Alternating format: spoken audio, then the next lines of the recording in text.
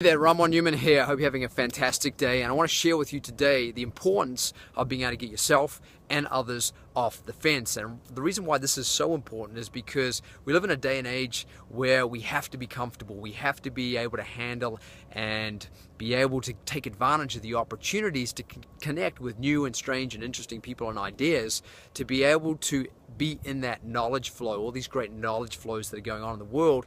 And when you are, then you're more likely to manifest a more or most successful leadership destiny.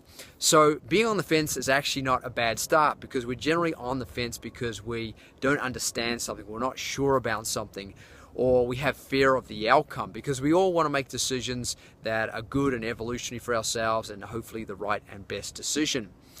So it's okay to be on the fence, to kind of observe what's going on and see how you can position yourself, but you don't want to be there for too long, because we tend to regret the things that we don't do in life, not the things that we do in life.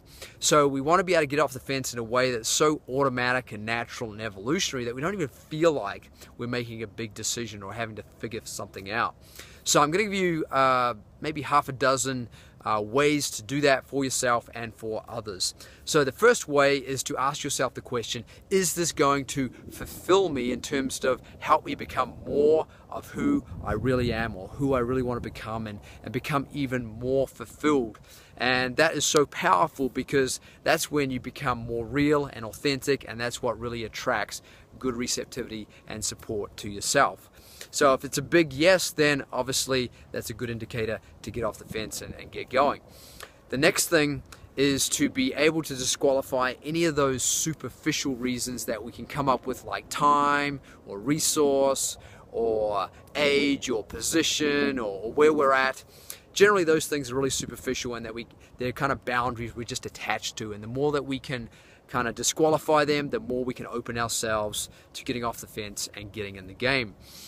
The next thing that I think is really useful is to be able to make a guilty confession to yourself about maybe sometime in the past where you didn't make a decision to get off the fence, and what it cost you, and be kind of just open with that, and realize that if you'd made a better decision, then things might have unfolded in a better way. So we want to acknowledge that, and to humble ourselves to be open to, hey, this may be a better possibility, and this may be a second chance.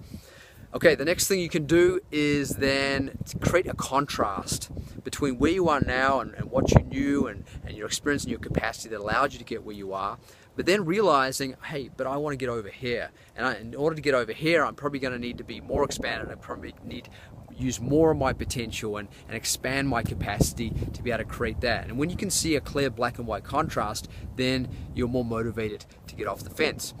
The next thing that you can do is to stack the proof in your favor. When you see so much proof for something that's well proven, and compared to the claim or the offer that you're making or someone's making to you, then you can see, well, it's not really a big deal. There's so much proof here, I'm more likely to gain than I am likely to lose.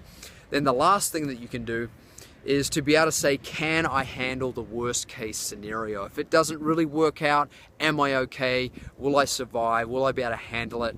And if that is okay compared to the risk, then you may as well take the risk, get off the fence, have the experience, because it's probably going to lead to something in some evolutionary way anyway, because life tends to favor those who keep moving and keep taking action and doing things that are evolutionary for themselves.